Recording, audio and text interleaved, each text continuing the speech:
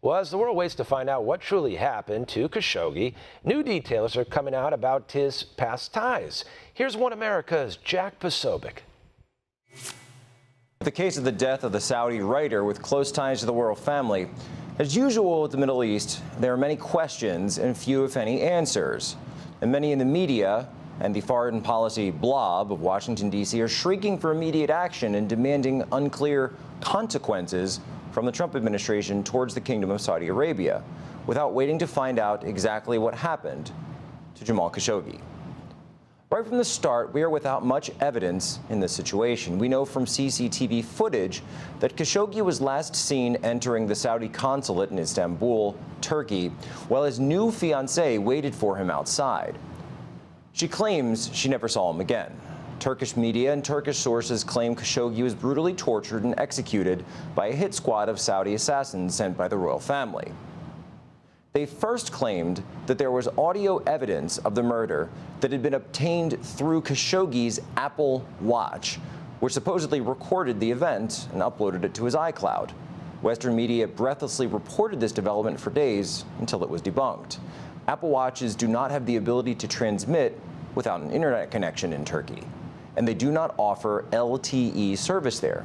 It's unlikely that Khashoggi was logged in with the consulate's Wi-Fi system. Most likely, if any recordings do exist, they're from bugs planted in the consulate by Turkish intelligence. However, as of now, no audio has been released, so we are left with little to go on. In Khashoggi's past, he is far more than merely a journalist. He has extensive ties to Islamic extremist groups, as well as some of the members of the Saudi royal family.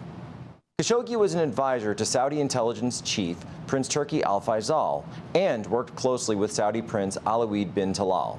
Khashoggi was a member of the Muslim Brotherhood and a strong supporter of Hamas, a Sunni fundamentalist anti-Israel terrorist organization.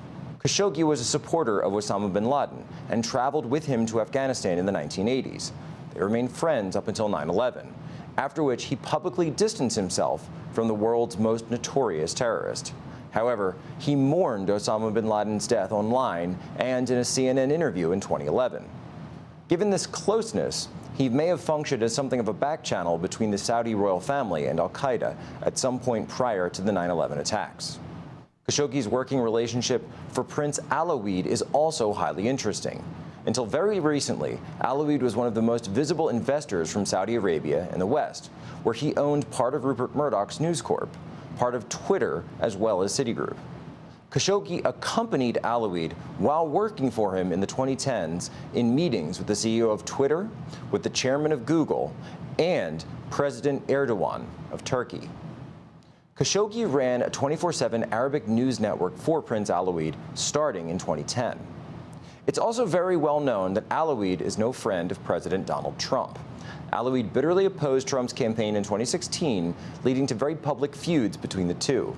Alwaleed actually purchased his mega yacht from Donald Trump back in 1991, after Trump bought it from Adnan Khashoggi, the very uncle of Jamal Khashoggi.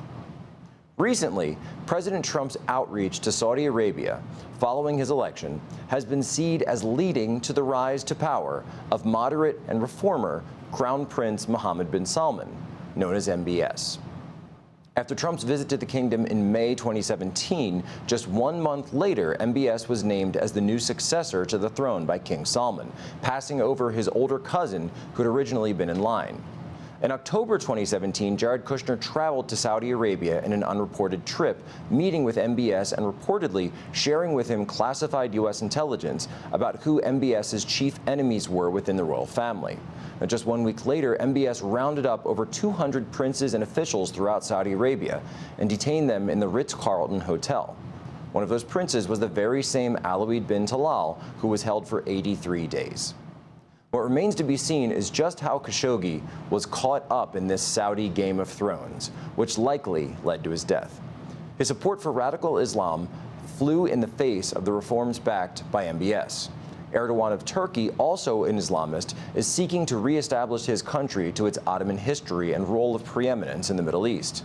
The Wahhabist regime of Qatar is also lined up against MBS and moderate reform, and certainly the Muslim Brotherhood, Hamas, and the backers of Iran all stand to gain from ending Trump's alliance with MBS and the push against radical Islam and Iranian aggression in the region. Jack Posobiec, One American News, Washington. Want to see more videos like this?